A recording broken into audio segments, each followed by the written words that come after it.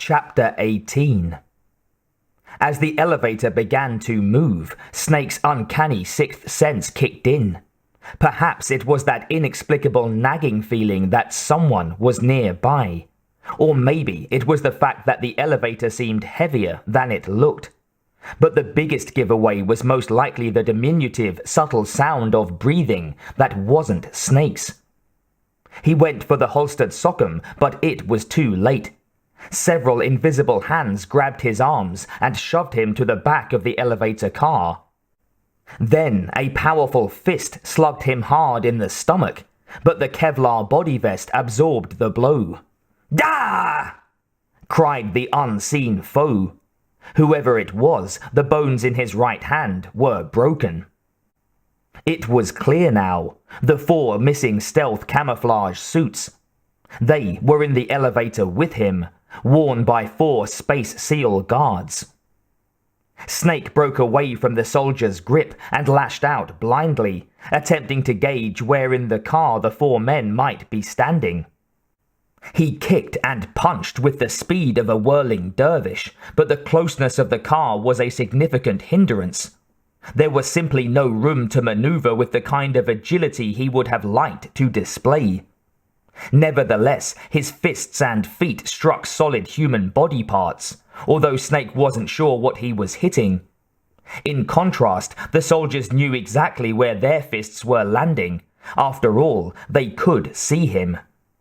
Snake tried something different to break the monotony of the brawl by applying a twirling technique that Master Miller had taught him. It utilized the same principle that an ice skater employed when performing a spin on point. This required a command of balance and the ability to stay on the toes of one foot while slugging large, heavy objects with outstretched arms. The faster one could spin, the more effective the maneuver was. It seemed to work, for Snake felt fewer blows connecting with him and heard his opponent slam against the walls of the car. Then, one of them crashed against the elevator control panel, causing the car to lurch and stop between floors. It also extinguished the lights. That evens up the odds, Snake thought. He couldn't see them, but now they also couldn't see him. Snake concentrated on imagining the shape and form of the four men, mentally drawing their pictures in the darkness in front of him. He could see in his mind's eye their height, weight, and bulk. It was an instinct he had honed with experience, something that had saved his life more times than he could recall. And for some odd reason, it was easier to do it in the dark than it had been earlier when the lights were on. A face must be there, so he hit it. The guard cried out in surprise and went down. This man's stomach was there, and a roundhouse kick forced the guy to double over, allowing Snake to clobber him on the back of the head. He was down too. The third guard was to Snake's left. The operative visualized the man's neck and spearhanded it, bursting the Adam's apple. The soldier cried out in pain and fell to the floor, unable to breathe. He was dead within a minute. That left the fourth man, the one with the broken hand. "Where are you?" Snake asked. The whimpering came from the corner of the elevator. The guard was huddled there, trying his best to remain silent. Snake's foot lashed out and connected with the man's nose. The whimpering ceased. Snake flicked on his penlight and examined the control panel. It was completely busted. The only thing he could do was pry open the doors with his fingers. They were heavy, but he got them to part enough so that he could slip out and onto the floor, which was 3 feet above the bottom of the elevator. At least the lights on this floor were on. The number 8 was printed on the wall. That wasn't too bad. At least he didn't have to descend a zillion flights of stairs to get to the bottom. He followed the corridor to the stairwell.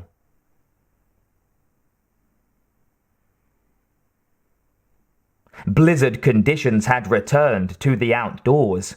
A vast snowfield lay between the second communication tower's base and a building to the north.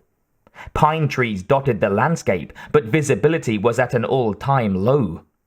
With the wind howling and the night sky covered with dark clouds, it was an effort for Snake to see anything at all. He decided to step back inside the tower structure and enjoy a smoke before venturing further. After lighting one of the awful cigarettes he had filched, Snake dug the standard issue Mode B night vision goggles out of his pouch. He wished he'd had them on in the darkened elevator. As he inhaled the foul-tasting but refreshing smoke, Snake thought about the events of the last several hours and wondered how much more there was to go before he finished with this blasted mission. He appreciated the importance of succeeding. He didn't want the Foxhound terrorists to launch a nuke any more than the suits in Washington did. But he also had mixed feelings about the way everything had been handled. Master Miller's warning played heavily on his mind. If there was a traitor in their midst, who was it? Colonel Campbell obviously had withheld vital information from him, and that was unlike his old friend. But Snake found it difficult to believe that Campbell could do something unethical. Dr. Hunter was an enigma. Snake hadn't known her before the mission. Was it possible that she was against them? Mei Ling seemed harmless enough, but who knew? Then there was the Russian nuke expert, Romanenko, who had more smarts than a Mensa debate team. And what about Emmerich, the hapless but affable fellow known as Otacon? What was his story? Could Snake really depend on him? And then there was Meryl, the woman he had let down. The question wasn't whether he could trust her, it was more like, would she ever again be able to trust him? That is, if he found her alive. Snake stubbed out the cigarette butt and stepped into the freezing cold. Dr. Hunter's injection apparently was still working. He barely felt the temperature, but the wind was sharp and the air was simply wet. The goggles improved the visibility a great deal. If it wasn't for the thick snowfall, he'd be able to see all the way across the field to the building. But something caught his eye to the left on a line of pine trees. It was white and was blowing in the wind. Snake plodded through the snow towards the trees to get a closer look. When he was 30 feet away, he recognized it for what it was. An opened parachute hanging in the branches. Could it have belonged to Liquid? Had Otacon been correct about seeing something eject from the burning Hind D? Snake couldn't worry about it. He had to move on. The clock was ticking. He trudged towards the maintenance building when a shout rang out and a single bullet missed his foot by an inch. Snake leaped to the side and crawled behind a tree. Another shot and pieces of bark violently scattered in all directions. There's only one person who can shoot like that. But he couldn't see a soul. Snake? He looked at the codec and accepted Otacon's transmission. What? Are you okay? Emmerich asked. Otacon, were there any other stealth prototypes? No, only 5. So, this isn't stealth camouflage then? What are you talking about? Someone's shooting at me in the middle of this blizzard. It's her! Otacon sounded thrilled. Wolf? Sniper Wolf? Yes, it's her. It's definitely her. Otacon, you sound like you're happy about it. No, I'm not. So, then what is it? Oh, Snake, please don't kill her. Are you insane? Emmerich sounded as if he might cry. Oh, please, she's a good person. You'd know that if you talked to her. Listen to me, kid. She's a merciless killer. A burst of static garbled the transmission for a moment, and then a female voice with a Middle Eastern accent came through. I can see you perfectly from here. I told you I'd never quit the hunt. Now you're mine. How the hell did she get hold of a codec? Could it be Meryl's? Otacon pleaded with her. Oh, Wolf! No, you can't! Don't get between a wolf and its prey. Snake challenged. You're pretty good if you can hit me in this storm. Wolf! Otacon continued. Oh, don't do this! Snake, the woman purred. I am near. Can't you sense me near you? Snake scanned the entire field from his position behind the tree. Granted, he couldn't see everything, but he was certain he'd be able to spot the woman if she was as close as she intimated. Not yet, but if you reveal your location, he said. I'm going to send you a love letter, my dear. Do you know what that is? It's a bullet straight from my gun to your heart. Wolf! Ah, Snake! No! Be quiet, Hal, the woman commanded. Don't get in our way. Snake snarled. I'm going to pay you back for Meryl. You men are so weak. You can never finish what you start. And then a bullet splintered the tree just above Snake's head.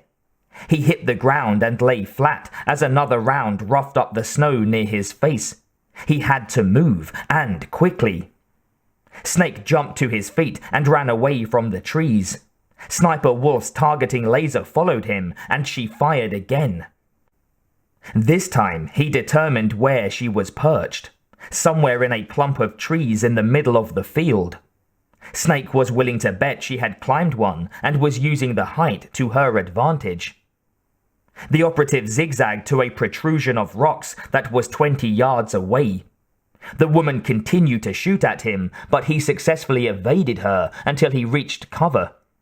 Once he was safe, Snake was able to scrutinize the trees carefully, and he saw her. Sure enough, she was lying across a tree branch, rifle in hand. The woman was dressed in a white snowsuit, which accounted for her camouflage. Snake removed the PSG-1 from his shoulder, leveled it at the sniper, aimed with as much precision as he could muster, and squeezed the trigger. A splotch of red appeared on the woman's suit. He watched as she dropped to the ground and ran for cover behind a different tree. Snake fired again, splitting the bark where she hid. Then, nothing. Had he hit her? There was no movement, so Snake kept perfectly still, the rifle aimed for the trees, his eye to the scope. Then he saw her rifle barrel appear at the side of the tree and ducked just in time. A bullet hit the rocky surface in front of him, splintered it, and sprayed jagged shards at his face. If he hadn't been wearing the goggles, he'd have been blinded for sure. Snake wiped the blood off his nose and cheeks and gazed at the trees again. Sniper Wolf was on the move. She was running towards the maintenance building, obviously headed for a group of trees around the front entrance. Snake stood and aimed the PSG-1, but she disappeared behind a row of snow-covered shrubs. He waited until he could see the pinpoint of her laser sight searching for him. Then he aimed the rifle and fired. He wasn't sure if he had struck his target because nothing happened. Once again, she had hidden effectively. He had to get closer. Time for another diversion. He reached into the pouch and removed a stun grenade. He wouldn't be able to throw it as far as he'd like, but perhaps the blast would provide enough cover for him to reach the group of trees where she had been earlier. Snake pulled the pin, stood, and threw it like a football. The thing exploded in the air, creating a bizarre lighting effect in the snowstorm. He immediately ran forward, kicking up the snow as he did so, and headed for the trees. Sniper Wolf got off 2 shots, one dangerously close. Snake dived for cover behind the first tree, just as another round sliced the air near his neck.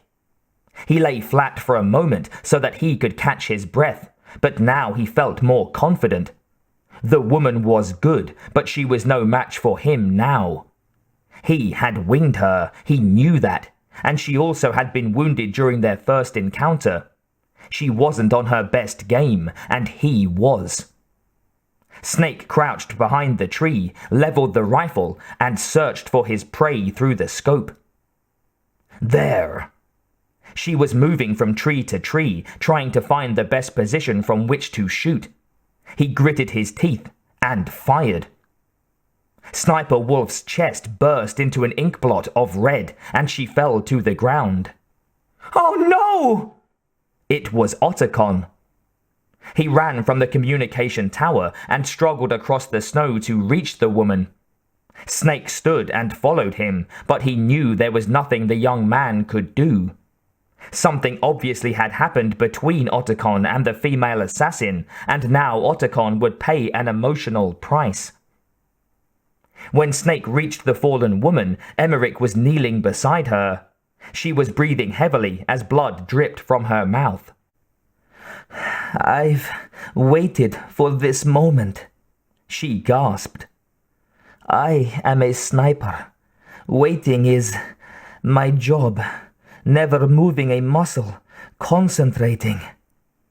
She looked at Snake and said, "Please, finish me quickly." Otacon was crying. "Oh no! Oh please, no!" "I am a Kurd.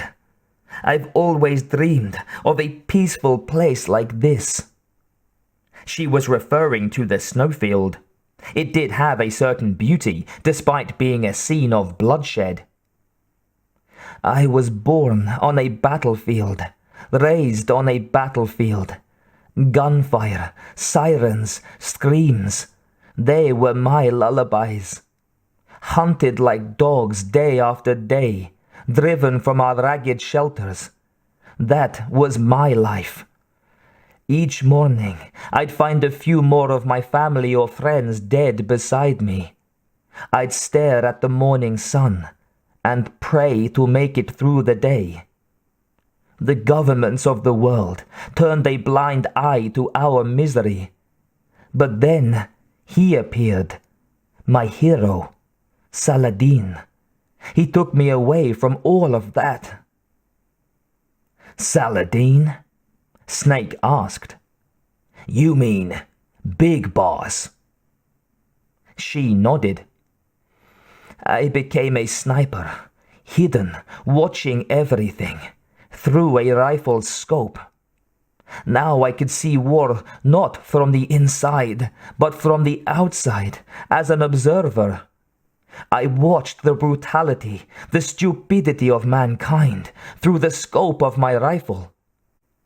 I joined this group of revolutionaries to take my revenge on the world." She coughed and gasped. More blood dribbled out of her mouth as her breathing became even shallower. "But I have shamed myself and my people. I'm no longer the wolf I was born to be. In the name of vengeance, I sold my body and my soul. Now, I'm nothing more than a dog." Snake felt a compassion for her that he hadn't expected. "Wolves are noble animals," he said. "They're not like dogs. In Yupik, the word for wolf is Keglunek, and the Aleutians revere them as honorable cousins. They call mercenaries like us dogs of war. It's true, we're all for sale for some price or another, but you're different. You're untamed, solitary. You're no dog. You're a wolf." The woman squinted at Snake. "Who are you? Are you Saladin? She was losing her sense of reality. Wolf, Snake whispered. You spared Meryl's life. She was never my real target. I don't kill for sport. Rest easy. You'll die as the proud wolf you are. She closed her eyes.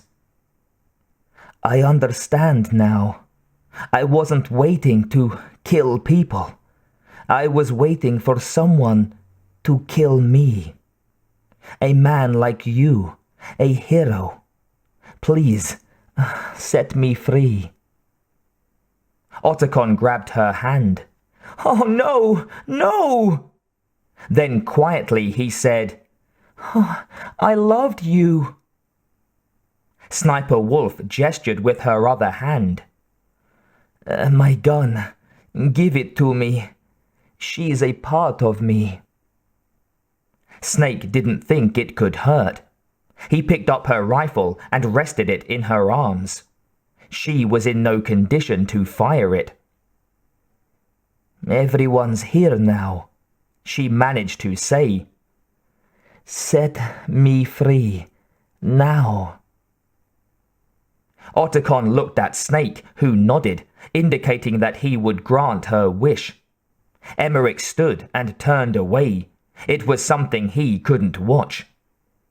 Snake drew the sockum and pointed it at the woman's forehead. The gun recoiled once, and it was over.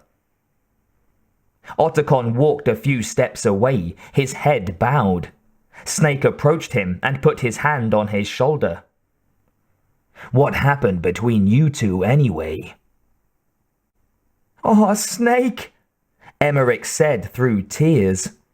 You said that love could bloom on a battlefield, but I couldn't save her. Snake squeezed the young man's shoulder. Whatever it was with you and her, it wasn't real. Do you hear me? You were under her spell. I know you're unable to hear that now, or don't want to hear it, but in time you'll understand. I'm sorry. Otacon sighed heavily and pulled a brightly colored handkerchief from his lab coat pocket. It was just like the one he'd given Snake in the cell. The programmer walked back to Sniper Wolf and laid the cloth over her face. Snake was losing patience. Otacon, I don't have any more tears to shed. I'm going to the underground base. We're out of time. I know. You'll have to protect yourself now. Don't trust anyone. Yeah. If I can't stop Metal Gear, this whole place will probably be bombed to hell. Yeah. We might not meet again. I'll hang on to my codec. I want to keep helping. He handed Snake another codec. Here, she had this. I think it was Meryl's. Snake took it. Probably so. He stuck it in the pouch and walked towards the building to the north. You can leave any time. Get a head start. A head start on your new life. Snake! But the operative didn't turn. Snake, what was she fighting for? What am I fighting for? Then he had to shout for Snake to hear him. What are you fighting for? Snake turned and yelled, If we make it through this, I'll tell you. He continued towards the building. Otacon kicked the snow and muttered to himself, Okay, I'll be searching too.